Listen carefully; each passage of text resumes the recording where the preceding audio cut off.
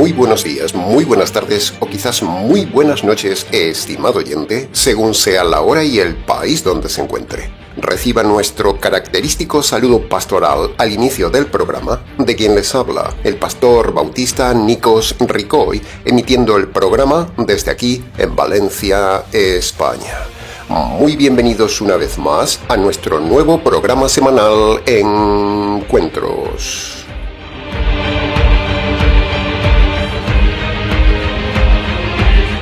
Estamos ya, estimado oyente, en el programa número 20 del estudio expositivo de la primera carta de Pedro. ¿Cómo pasa el tiempo? Les saludamos desde el equipo de trabajo del Ministerio Tinajas que elabora cada semana este programa para usted. Hemos analizado ya detalladamente más de 80 versículos de la carta y en el día de hoy, continuando con la serie, analizaremos los versículos 10 y 11 del capítulo 4. En estos dos versículos de hoy veremos el aspecto socio-fraterno del convertido. En un mundo egoísta, lleno de egolatría y centrada la gente solo en sí misma, cuyo Dios es el bienestar y el dinero, surge este pasaje bíblico de Pedro contrario a lo que se hace en la sociedad, donde Dios nos manda ser administradores y servidores hacia los demás con los múltiples dones que Él nos ha dado. Hemos sido creados para dar y servir, estimado oyente, no para servirnos a nosotros mismos y acumular. Esa es la tendencia de la naturaleza caída. Pero la conversión por medio del Evangelio genera una raza de hombres diferentes, antiegoístas. Hemos sido creados divinamente para estar en sociedad y lo necesitamos. El asunto es que lo hacemos mal. Y ahí surge el verdadero cristiano como una raza de hombres diferentes, sociales, fraternos, auténticos y representantes del modelo divino y la voluntad de Dios. Dios es social, estimado oyente. Dios no es egoísta como el hombre. La mayor felicidad, estimado oyente, es estar en sociedad, es dar. Y si todos dan, la felicidad es un círculo continuo maravilloso. Ese es el modelo que habrá en el reino. Pero esa felicidad de dar al grupo en la tierra se corta cuando algún miembro piensa egoístamente y dice que den otros, o que sirvan los demás, o que lo hagan los demás. Ahí, con ese simple pensamiento egoísta, se rompe el círculo y empieza la realidad social y eclesial que hay en este mundo de hoy. El egoísmo como una plaga mundial. El egoísmo es una palabra moderna, no está en la Biblia, pero está el concepto. La idea del egoísmo es la base de la cultura occidental. El egoísmo es una palabra compuesta formada por dos partes. Ego, que en latín significa yo, e ismo, que significa ideología. El egoísmo es la ideología del yo, la doctrina del yo, del Dios yo. Es un pecado que encierra el corazón en sí mismo, se olvida de todos, incluso de Dios, impide amar e impide compartir. El egoísmo daña las relaciones, daña las naciones, daña la iglesia, daña las familias, daña el matrimonio, genera soledad y rompe la armonía social. Al anteponer el propio interés personal sobre el bien común, se cultiva la indiferencia y se pierde la capacidad de compasión, destruyendo el alma y la sociedad poco a poco.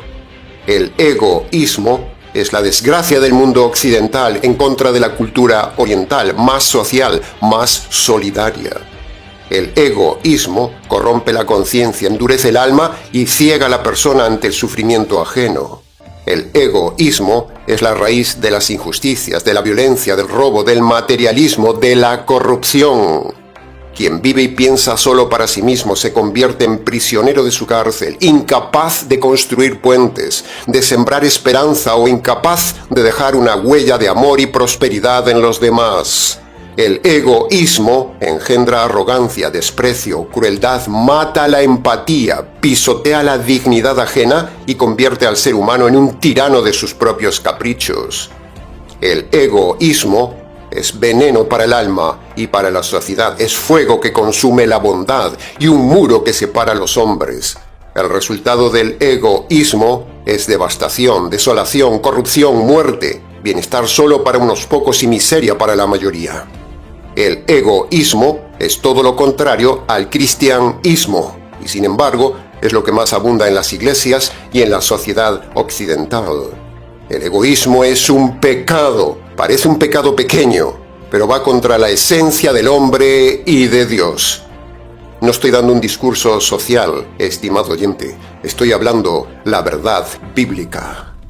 El Ministerio Tinajas es un faro que denuncia todo problema social y denuncia todo problema eclesial y doctrinal. El Ministerio Tinajas denuncia la injusticia y enseña la justicia. En el reino de los cielos será todo lo contrario. Todo será dar y dar, servir y servir, crear y crear. No habrá egoísmo. El egoísmo se ve por todos lados, desde el pastor avaro, el falso cristiano, el político corrupto, las empresas materialistas, el marido en la cama, etcétera, etcétera. Todo está invadido por el egoísmo. Ser acumulador y egoísta es el tema de esta sociedad, una sociedad podrida en el egoísmo y su hermano, el materialismo. Los versículos de hoy son un llamado radical a invertir los valores de este mundo egoísta, estimado oyente, y eso solo lo puede hacer el convertido.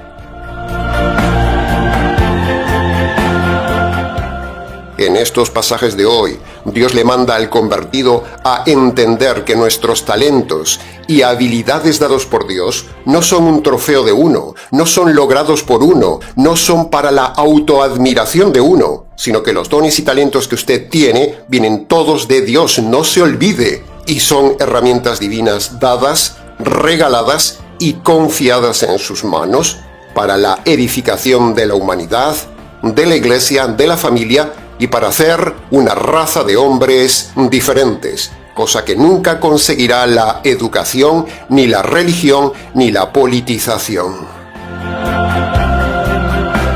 Entonces, la pregunta es, ¿cómo está empleando sus dones, talentos y bienes que Dios le dio, estimado oyente? ¿Cómo los está empleando? ¿Los usa solo para usted mismo y su familia? ¿O los comparte para los demás y el ministerio? El que no sirve a los demás va contra la voluntad de Dios, por no haber puesto los dones y talentos que Dios le dio al servicio de los demás.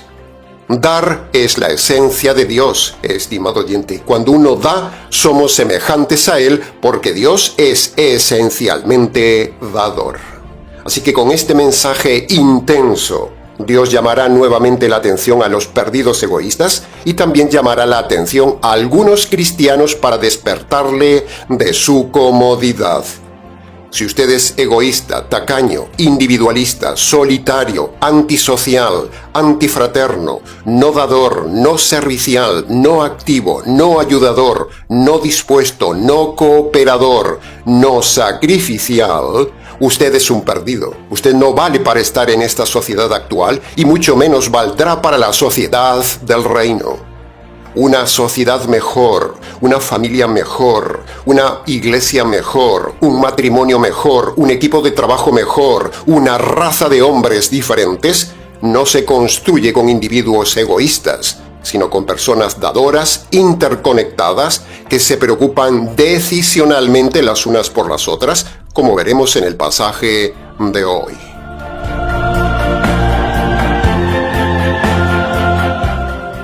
El modelo bíblico que veremos hoy aquí en Pedro es el modelo ancestral, es el modelo universal de Dios a los hombres. Más bienaventurado es dar que recibir. Bien, teniendo en cuenta esta introducción, analicemos entonces los versículos 10 y 11 de hoy de forma detallada para su mejor comprensión.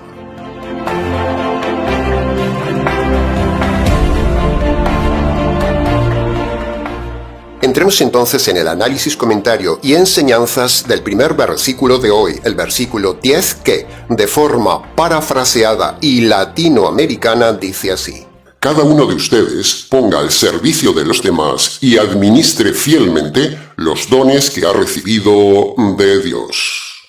Punto número 1. Si se fija bien, estimado oyente, aquí hay dos mandamientos: poner y administrar. No son una opción, son mandamientos, y solo son mandamientos para los convertidos. Este pasaje de Pedro no es para todo el mundo, no es para todos los que están en las iglesias católica, adventista, calvinista, pentecostal, presbiteriana, mormona, bautista liberal y un largo etcétera. Porque todas estas iglesias no son gente convertida, son solamente religiosos, pero no son convertidos. Estar en una iglesia no lo hace salvo.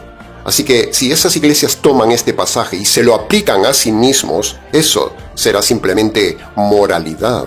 Porque obedecer la palabra de Dios sin conversión, que es lo que hacen todas las iglesias, eso es solo moralidad, y la moralidad no salva ni agrada a Dios, al contrario, desagrada a Dios.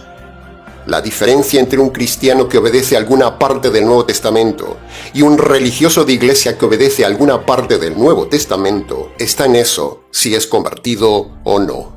Para el convertido, obedecer el Nuevo Testamento es premio. Y para el inconverso, obedecer la palabra de Dios le es condenación, porque como engañado se cree que está haciendo lo correcto. Fíjese qué paradoja. Bien, habiendo aclarado este punto, volvamos al tema y le preguntamos: ¿está usted poniendo sus dones y sus talentos al servicio de los demás, o solo los está usando al servicio suyo? Pregunta directa. ¿Es usted egoísta o es usted altruista? ¿Es usted egoísta o es usted cristianista? Y si acaso es usted del grupo servicial, cristianista, altruista y no egoísta, la pregunta desafiante es: ¿estará usted sirviendo a Dios en el lugar correcto? ¿Es posible que usted esté desperdiciando sus talentos sirviendo a Dios y a los demás en un lugar equivocado? ¿Es posible? Claro que es posible, porque si usted tiene talentos, tiene medios, tiene dones, tiene bienes, pero los está volcando en una iglesia católica, calvinista, metodista, adventista, pentecostal, unicitaria, mormona, mesiánica o bautista liberal, usted está desperdiciando y derrochando sus talentos donde no debe, y eso es pecado por mucho que usted sea servicial. Hay servicio a Dios y a los demás que es errado, estimado oyente. Escuche esto. Tenga cuidado dónde está sirviendo. Qué triste saber que esté usando sus dones y sus talentos en un lugar equivocado.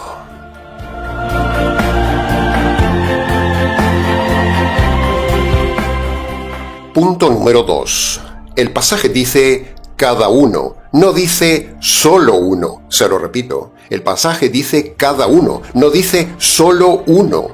Eso es lo que siempre pasa, que solo trabaja uno o unos pocos en el grupo, y no cada uno, o sea, todos. La Biblia dice que la verdadera iglesia es un cuerpo, donde todos y cada uno de los miembros trabaja para el otro, donde uno necesita del otro. No solo trabajan las piernas o los ojos en un cuerpo, sino todos y cada uno de los miembros del cuerpo. Mucha gente nos ha escrito diciendo que se han convertido por medio de nuestro trabajo en el canal, pero no los vemos trabajando ni para el ministerio ni en el ministerio. Esa gente no es convertida, son solo simpatizantes, porque el verdadero convertido es activo. Si usted nos escribe diciendo que se ha convertido por medio de nuestros mensajes, e incluso dice que ha obedecido Marcos 1:15, e incluso ha dejado las iglesias, pero va por libre y no se une al ministerio Tinajas, no apoya al ministerio Tinajas, o se va del ministerio, usted no se ha convertido, porque la Biblia habla de que cuando alguien se convierte, primero debe ayudar al que le compartió el Evangelio. Eso lo dice la Biblia. Y segundo, debe incorporarse al cuerpo, trabajando con el cuerpo juntos. Por lo tanto, esta es una severa llamada de atención a todos esos que nos dicen que se han convertido, pero no ayudan, no colaboran, no aportan al ministerio. Incluso solo se aprovechan de nuestros mensajes y van por libre. Todos esos que han recibido ayuda del ministerio Tinajas, pero no ayudan al ministerio Tinajas, que se quiten de la cabeza que son convertidos. Porque una evidencia de la conversión es la unión. Si usted dice que se ha convertido, Pedro dice que cada uno debe aportar su talento en el lugar donde le han ayudado en la salvación. Pablo dice lo mismo en 1 Corintios 12, que el convertido forma parte de un cuerpo y ese miembro debe trabajar para el cuerpo, sujeto a la cabeza pastoral y no andar por libre o saltando de charco en charco como un sapo, sea más bien como un pez metido en una pecera cristalina, estimado oyente. El que va por libre, el individualista, el separatista, está pecando de desobediencia a la doctrina del cuerpo de Cristo. Punto. El que escuche, entienda. Punto número 3. La pregunta automática que surge ahora sobre este texto de Pedro es: Pastor, entonces, ¿cuáles son esos dones que Dios da a los convertidos? Bueno, en primer lugar debemos diferenciar los dones espirituales de los talentos naturales. Son dos cosas diferentes. Sin embargo, ambas cosas son dados por Dios, pero en diferentes tiempos y son obligatoriamente dadas por Dios para usarlas para los demás.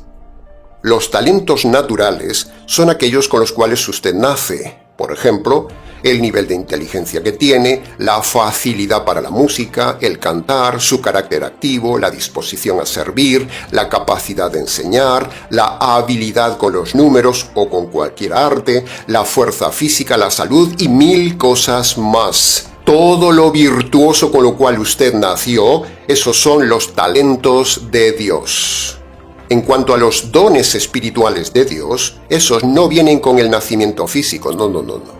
Dios los da solo con el nacimiento espiritual, o sea, con la conversión, y esos dones surgen en el convertido de forma fluida, no se imponen, no hay que forzar a que usted lo haga, le fluyen al convertido. En fin, hay varios dones, y para que no se haga muy largo el tema, los tiene usted todos en Romanos capítulo 12, 1 Corintios 12 y Efesios capítulo 4. Y con esa lista puede ver usted qué dones tiene si se ha convertido. Para preguntas del tema, escríbanos. Punto número 4 del versículo 10. Un tema doctrinal muy importante que debemos tocar con este pasaje, que aprovechamos para sentar cátedra y enseñar correctamente, es que hay dones vigentes y hay dones ya ausentes. Sí, ha oído bien. Hay dones vigentes y hay dones que ya no están presentes. Los dones caducados son el don de apóstol, el don de milagros, el don de sanidades y el don de lenguas. Todos esos dones, todos fueron temporales y ya no existe ninguno. Se lo repito, solo fueron dones temporales y ya no existe ninguno. Lo repito por si a alguno no le queda claro. Esos dones solo fueron dados para el inicio de la iglesia y el inicio del evangelismo, pero luego Dios los quitó y se terminaron totalmente para siempre. Por eso toda iglesia, sobre todo los engañados pentecostales, que presumen de tener todos esos dones, esas iglesias no son iglesias de Dios, son iglesias falsas.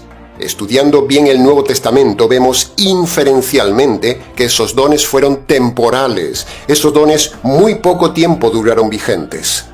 Por ejemplo, el don de sanidades fue limitado, y eso se ve claramente porque hasta el mismísimo Pablo perdió ese don, no pudiendo sanarse ni a sí mismo de sus dolencias, ni sanar a Trófimo ni a Timoteo de sus enfermedades. Así que jaque a los mentirosos engañadores de los milagros y sanidades. Señoras y señores, el diablo también hace sanidades y milagros. ¿No lo sabía? Dios nunca haría milagros en las iglesias pentecostales, nunca. Porque si Dios hiciera un milagro en esas iglesias de doctrina falsa, Dios mismo estaría alentando la mentira doctrinal que hay en ese lugar. No importa que usted se enoje conmigo, estimado oyente, por lo que digo. Se lo repito, esas supuestas sanidades las hace el diablo, que también tiene poderes. Porque si el mismísimo Pablo perdió el don de sanidades y milagros, esa es la evidencia que demuestra contundentemente que ya no existen esos dones, porque solo fueron una herramienta temporal, solo para los apóstoles para dar inicio al evangelismo y para fundar la iglesia. Pero luego esos dones desaparecieron. Punto. Para preguntas del tema, escríbanos. Punto número 5 del versículo 10. Dice el texto, administradores fieles. Entonces la pregunta que surge ante esta frase de Pedro es, usted que se dice miembro del Ministerio Tinajas, o usted que dice que se ha convertido por medio del Ministerio Tinajas, o usted que es simpatizante y seguidor del Ministerio Tinajas, ¿es fiel servidor constantemente al Señor y al Ministerio Tinajas? ¿O a usted que se dice convertido hay que estarle animando y empujando constantemente para que sirva al Señor? ¿Usted es de los que saca excusas porque no tiene tiempo?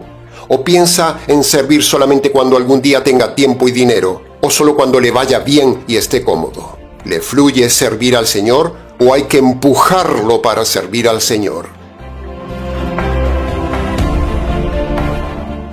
El concepto de ser fiel es un concepto intenso, comprometido, que se refiere a estar en un lugar en las buenas y en las malas. Eso es fidelidad. Ser fiel es no estar con un pie en el Ministerio Tinajas y otro pie en otra iglesia. Eso es infidelidad espiritual, es pecado. Si usted viene de otra iglesia a curiosear, eso es pecado. Usted tiene que ponerse fiel. Así que ya lo sabe. Si usted sigue al Ministerio Tinajas y se ha convertido por medio del Ministerio Tinajas, pero a la vez sigue a otro ministerio, a otra iglesia, a otro pastor, usted es espiritualmente infiel. Si usted nos sigue, aprende de nosotros, dice que se ha convertido por medio de nuestro evangelismo, pero da su dinero y su tiempo a otro lugar, a un lobo o a otra iglesia, usted es un infiel delante de Dios. No importa si no le gusta lo que le decimos. El mismo Señor dijo esto que estamos hablando. No se puede servir a dos señores. Para ser fiel administrador de sus dones, de sus talentos, de sus bienes, usted debe centrarse en un solo lugar. Es muy triste ver cómo la gente viene, roba lo que enseñamos y luego da su dinero a los lobos. Lo que decimos lo hemos visto con nuestros propios ojos. Hemos visto cómo pastores o creadores de contenidos de YouTube han tomado nuestras enseñanzas y las han puesto descaradamente en sus canales de Internet sin aportar nada a este ministerio ni tampoco dar crédito al Ministerio Tinajas. Eso es robo y es plagio, es pecado. Así que esto es un desafío a la audiencia. Incluso queremos enojarle, estimado oyente, por ser infiel, por ser seguidor del canal, pero no aportar nada al ministerio, o dar las obras, o dárselo a los lobos. El que ha visto que el Ministerio Tinajas es un ministerio fiel, que enseñamos la verdad fiel y la doctrina fiel, entonces usted debe ser fiel con el Ministerio Tinajas. Lo dice la palabra de Dios, no yo. Y no ser fiel con otros lugares, que por cierto, en ninguno enseñan bien la palabra de Dios. Enseñan mala doctrina y un falso evangelio. ¿Qué hace usted en esos lugares? Usted se hace cómplice de ellos cuando aporta dinero y su presencia a esos lobos. ¿Dónde está usted administrando fielmente sus talentos, sus dones y sus bienes, estimado oyente? El que escuche, entienda.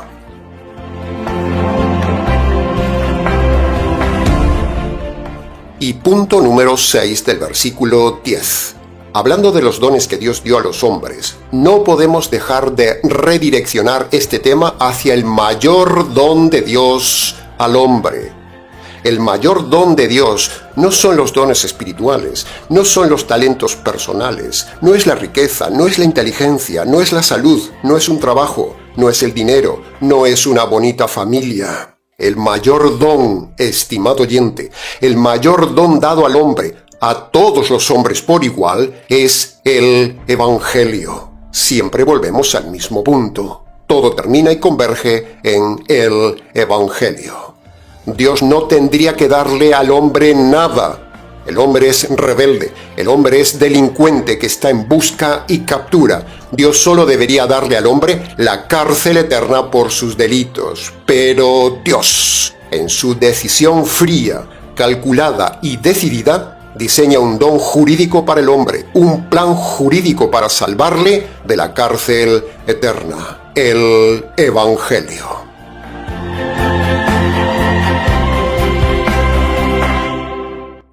¿Cuál sería el mayor don o el mayor regalo para un enfermo? Bueno, sencillo, la salud. ¿Cuál sería el mayor regalo para un desempleado? Bueno, un trabajo. Y así podríamos seguir y seguir con otros ejemplos para demostrar que el mayor regalo para el hombre delincuente ante Dios el juez es tener un escape de la cárcel eterna. Así que escuche bien ahora el desarrollo de ese don maravilloso. Dios es juez, estimado oyente, y usted es un hombre delincuente porque ha cometido delitos con sus pecados. Entonces Dios, como juez, tendría que aplicar la justicia sobre usted y enviarlo a la cárcel eterna. Pero Dios, en su paciencia y en su amor decisional, diseña un plan jurídico completo. Primero, para poder perdonar los delitos del hombre y librarlo de la cárcel eterna. Y segundo, a la vez, Dios diseña ese plan para no saltarse su justicia. Los pecados demandan justicia. Sin justicia satisfecha no puede haber perdón. Así que Dios no puede perdonar al hombre de forma directa sin antes aplacar su justicia. Si Dios no satisface primero su justicia, esa justicia que despiertan los delitos del hombre, entonces Dios no puede perdonar al hombre. Por lo tanto, para que estas dos cosas sean posibles, perdonar al hombre y dejar satisfecha su justicia, el Hijo del Juez, el Señor Jesús, decide hacer ese plan. Viene a la tierra, se hace hombre, cumple toda la ley de Dios en la tierra y aún encima, al final de su vida, se ofrece a recibir la justicia que merece el hombre delincuente, o sea, usted. De esta manera, al descargar el juez su justicia sobre su hijo, el juez queda satisfecho y su justicia queda aplacada. Y ahora sí puede perdonar al hombre. Hasta aquí con la parte que hace Dios. Pero con esto que hizo Dios, el hombre aún no es perdonado de sus delitos ni librado de la cárcel eterna. Aún falta que el hombre haga su parte. Así que Dios manda ahora a todo hombre obedecer dos requisitos jurídicos que Dios el juez pone al hombre en su ley, Marcos capítulo 1, versículo 15, para ser absuelto de sus delitos y libre de la cárcel eterna. El primer requisito jurídico es: el hombre debe humillarse ante Dios el juez y debe reconocer sus delitos de forma concreta y apartarse de ellos. Ese requisito se llama el arrepentimiento. El segundo requisito jurídico es: el hombre debe reconocer que merece la justicia de Dios por sus delitos. A la vez, el hombre debe reconocer también que esa justicia que merece le cayó al Señor Jesús en la cruz. Y por último, el hombre debe apropiarse por la fe de esa justicia caída sobre el Señor Jesús. Esa justicia es el Evangelio, la buena noticia. Cuando el hombre obedece estos dos requisitos, Dios el juez lo declara inocente, absuelto de todos sus delitos y libre de la cárcel eterna. ¿No le parece un regalo maravilloso? ¿No le parece un plan jurídico maravilloso? ¿No le parece un conjunto de razonamientos secuenciales maravillosos? ¿No le parece una noticia maravillosa? ¿No le parece un don maravilloso? Este es el más grande don de Dios dado al hombre, el Evangelio. ¿Lo despreciará usted? ¿Se dará el lujo de seguir en su falsa iglesia con un evangelio falso y desperdiciar este don de Dios, el Evangelio?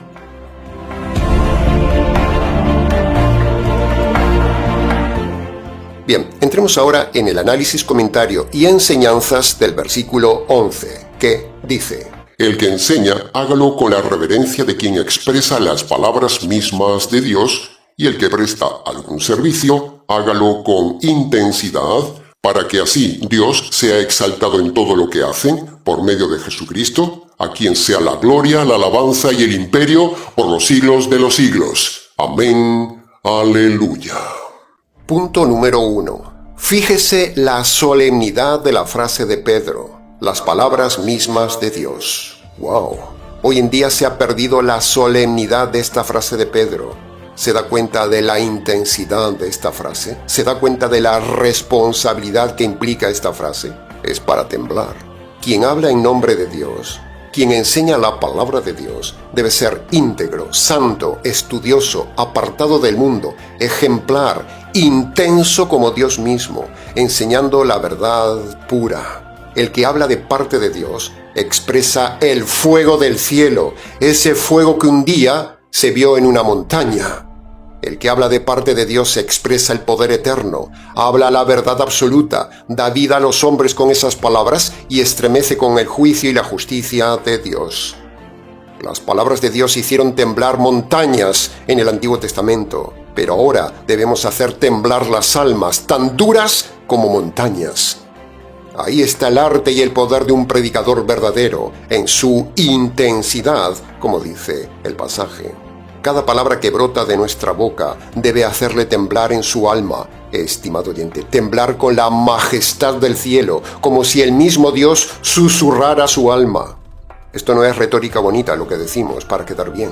Es espada que corta el alma y es luz que ilumina la mente oscura. Hablar como quien expresa las palabras mismas de Dios exige santidad, solemnidad, intensidad, radicalidad, temblor, testimonio verdadero, vida íntegra, estar preparado, estar estudiado, estar apartado y tener una entrega total que inspira a otros.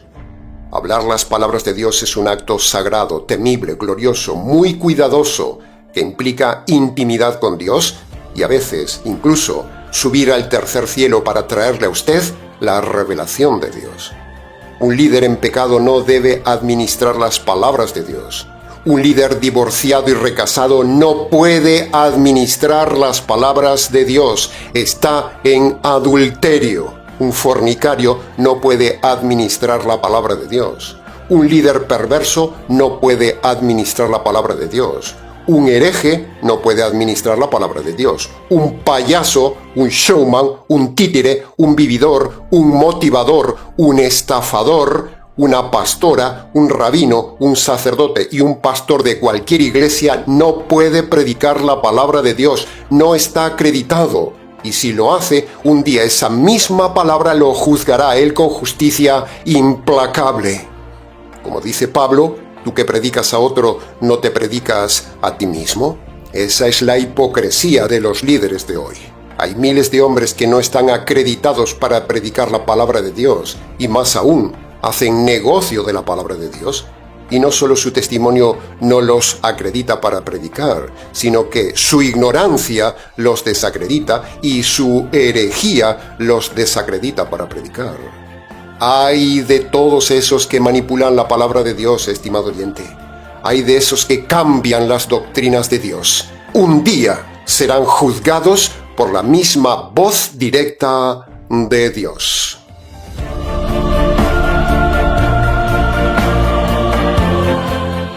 Miles de pastores, pastoras, sacerdotes y rabinos no saben la que les va a caer por manipular la palabra de Dios. A las mujeres líderes, lesbianas y predicadoras no saben la que les espera. A los pervertidos sacerdotes y los pastores homosexuales ni digamos. No tienen ni idea de la que les va a caer encima el día del juicio. A los rabinos negacionistas del Mesías les espera el juicio. Y a los pastores de todas las iglesias, por culpa de sus doctrinas falsas, les espera el castigo eterno. Sin embargo, a pesar de todo esto, Dios está callado, está quieto por ahora, hasta que un día aplaste a estos necios predicadores como cucarachas y la ira de Dios los ajusticie. Pero mientras tanto nosotros seguimos fieles, valientes, constantes, predicando contra los lobos, enseñando la verdad, predicando con intensidad, radicalidad y con temor y temblor.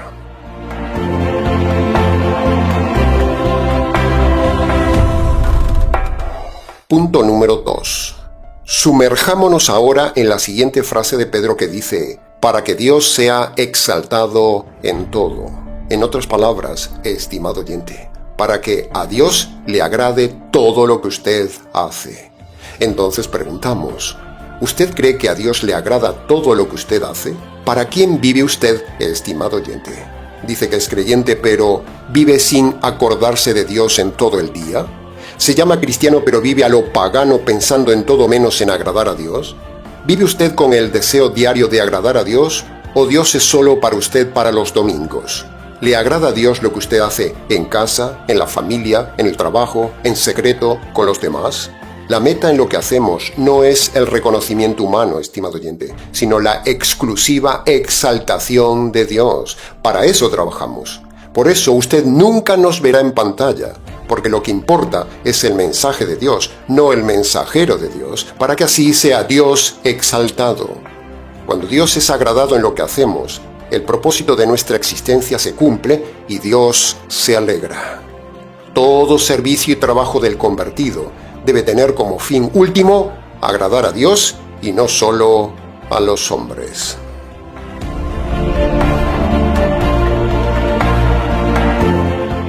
Punto número 3. La segunda parte del versículo 11 no es fácil, estimado oyente, y Pedro poco ayuda, porque Pedro es pobre. La segunda parte del versículo es como muy intangible, poco definible.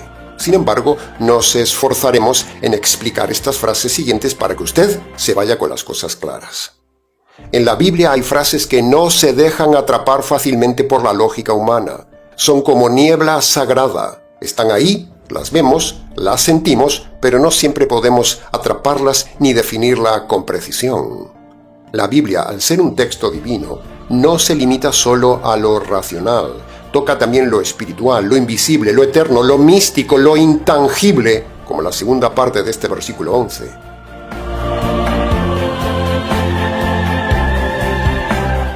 Punto número 4.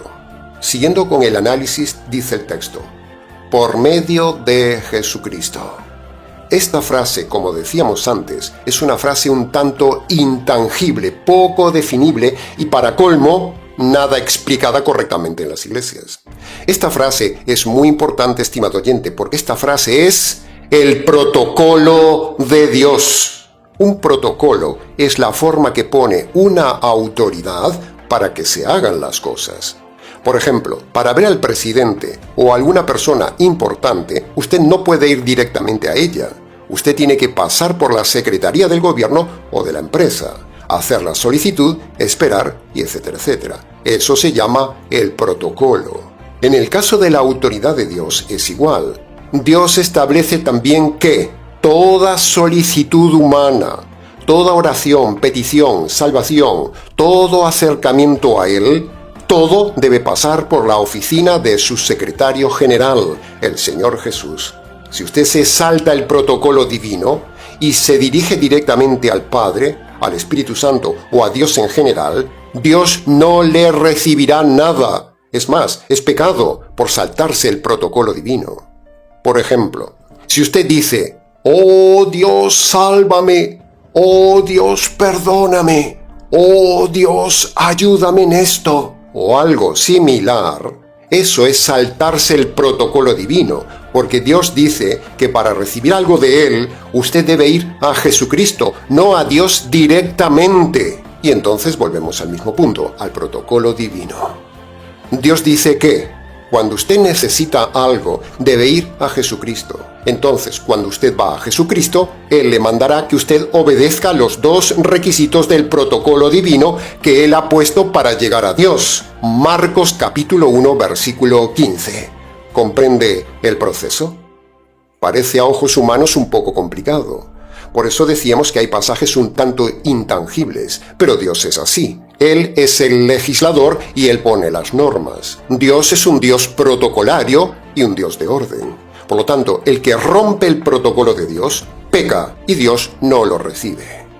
Así que imagínese la de millones de personas en las iglesias cada día que no son recibidas por Dios por saltarse el protocolo que le estamos enseñando.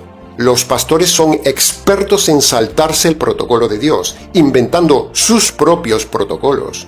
Por ejemplo, que un sacerdote le diga que él tiene poder para perdonar los pecados, eso es un falso protocolo.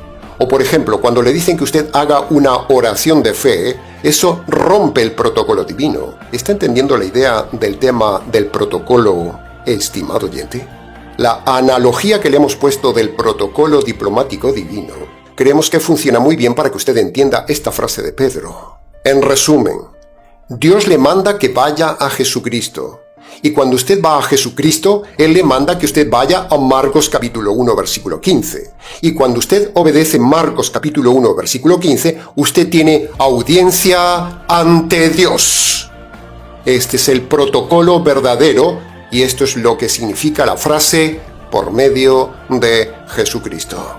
Y junto con esto, una vez más, de forma inferencial y subyacente, vemos aquí escondido en el protocolo divino el puro y glorioso libre albedrío, donde cada persona debe cumplir en su libertad el protocolo de Dios. Así que, una vez más, jaque al calvinismo y jaque a los pastores y sus falsos protocolos. Para preguntas del tema, escríbanos. Somos expertos en protocolo divino.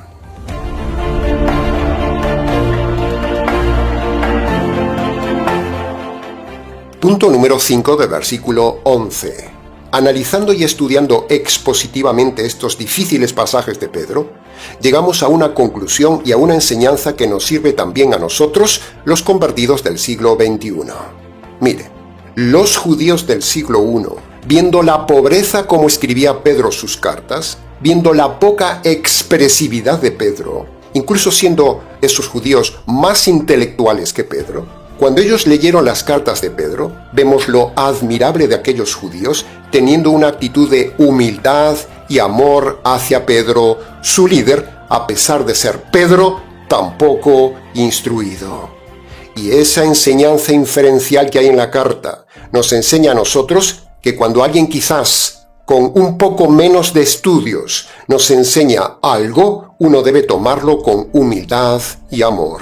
Por ejemplo, el caso de unos padres hacia sus hijos. Quizás los hijos son más intelectualmente capaces que los padres, pero si sus padres le enseñan algo de la palabra de Dios, los hijos deben recibirlo, profundizarlo, meditarlo y obedecerlo. Otro ejemplo, quizás también el caso de una esposa con su esposo. Se ha dado el caso de una esposa más lista que su esposo, más estudiada, más intelectual que su esposo, más madura en la fe que su esposo. Pero su esposo le dice con sencillez intelectual algo de parte de Dios, y ella no debe menospreciarlo por ser poco estudiado, sino amarlo y obedecerle. O quizás su pastor no es intelectualmente un genio, quizás no tiene títulos, pero si le habla correctamente la palabra de Dios, usted debe amarlo, agradecerle, valorarlo y obedecerle. Y eso dará gloria a Dios, como dice el texto. El que escuche, entienda. Y punto número 6 del versículo 11. Dios es tres personas. Dios es plural. Dios es trino. La familia divina son varios. Y como final del análisis del versículo 11, vemos que dos de los integrantes de esa familia divina, el Padre y el Espíritu Santo, o sea, el resto de Dios, quieren y mandan dos cosas a todo hombre. Primero, que todo pase por el Hijo, como vimos antes, el protocolo divino. Y segundo, ellos dos quieren que todos los hombres alaben al Hijo de Dios, como dice el final del pasaje del versículo 11. Y nosotros decimos, amén, aleluya.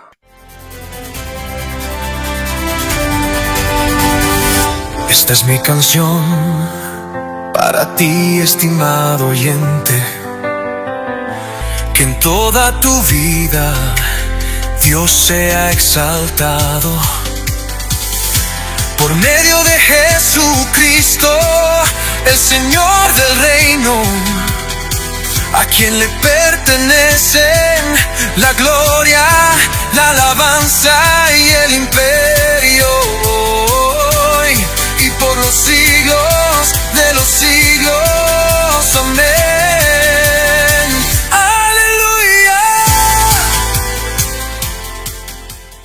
Bien, una vez más se nos ha ido el tiempo del programa, estimado oyente. Mucho más se pudo haber dicho en cada versículo analizado, pero creemos que, con lo dicho, ha sido suficiente para su enseñanza y su reflexión. Para preguntas del tema, escríbanos. ministeriotinajas@gmx.es. Les ha compartido este programa quien les habla, el pastor y expositor bíblico Nikos Ricoy, emitiendo desde aquí en Valencia, España. Será entonces con el gusto de siempre, hasta el próximo mensaje, aquí en su habitual programa semanal Encuentros.